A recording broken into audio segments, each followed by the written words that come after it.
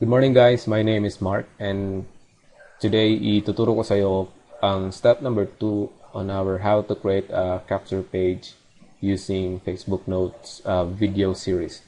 So if you haven't watched the video number 1 or step number 1, please do watch it first kasi yung itinuro ko sa iyo sa step number 1 gagamitin natin dito sa step number 2, okay? So bago mo pala gawin tong step number 2, I would like you to watch the video till the end, okay?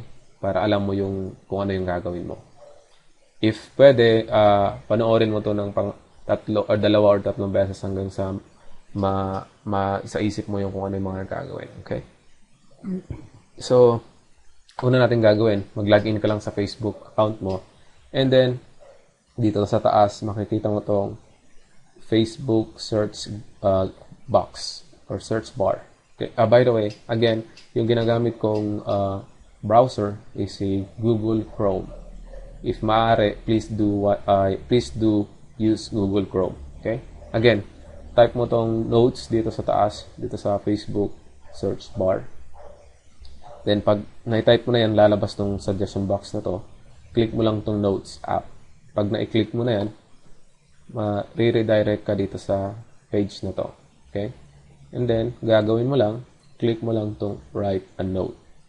Pag na-i-click mo na yan, mapupunta ka na sa page na to. Ito na yung page na to kung saan gagawin natin yung Facebook capture page natin. So, ito yung title bar o yung title box. Dito natin ita-type yung title ng ating Facebook capture page. Okay? So, type mo lang dyan, earn up to 10K to 15K pesos kahit nasa bahay ka lang. Okay? So, after mong na-type yan, or if may naisip ka mang magandang title, type mo lang dyan. Okay?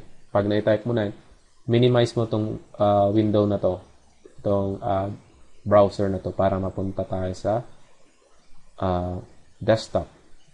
Pag nasa desktop ka na, I would like you to open the for capture page folder na ginawa natin sa step number 1. Okay? Pag na-open na yon, click mo tong draft. Double-click mo tong draft para ma-open to sa Microsoft Office Word. Okay? Pag na-open na yan, ito yung laman niya. Oh, sorry. Yan, ito yung laman ng draft document natin. So, click mo lang kahit saan dito, then press Control A on your keyboard. Control and letter A sa keyboard mo para ma-highlight lahat ng laman nito. Pag na-highlight na yan, press mo Control and C for copy para makopya natin yung laman nito. Again, Control A para ma-select and then Control C para ma-copy ito. Then pag nakopya na yan, click mo lang tong minimize button na to para bumalik tayo dun sa Facebook account natin. Okay, there. So, nakikita mo ngayon sa screen, may laman na. So, ginawa ko lang naman nung minimize ko na yung draft word, nag-click lang ako dito sa sa content box, itong box na malaki na to. Click mo lang kahit saan dyan. Pag after mong na-click, press mo yung Control V para ma-paste natin dito sa box na to yung kinopya natin sa draft kanina. Okay? Again, click mo kahit saan dito and then Control V para ma-paste.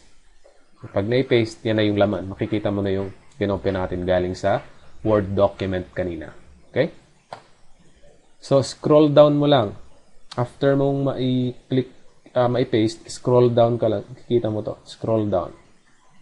Scroll down mo lang hanggang makita mo tong button na to. Save draft. Okay? So, i-click mo lang yan para may save natin tong ginawa nating draft. Okay? Pag na-click mo na yan, then dapat lalabas to sa taas. Your draft has been saved successfully. Okay? So, tatanungin mo siguro sa akin, ba't nawala na yung button?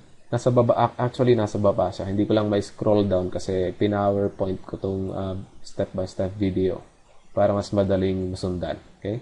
Again, after mong na-click tong save draft button na to sa pinakababa, lalabas na siya. Wait. Lalabas to. Your draft has been saved successfully. Pag nakita mo na yan, then we are done in our step number 2 process for our capture page. Okay, so see you in the next step, which is uploading the pictures. Remember yung pictures na pina-download ko kanina sa step number 1. We are going to upload those in our capture page. Okay, so see you there.